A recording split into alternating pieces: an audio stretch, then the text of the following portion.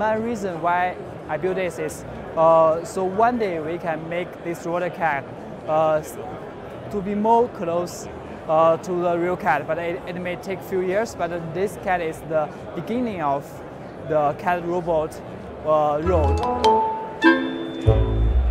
I think it's really cute. I've seen a lot of like pet robots around CES over the years, but I think that one is like particularly playful and expressive with the eyes, so I really like it.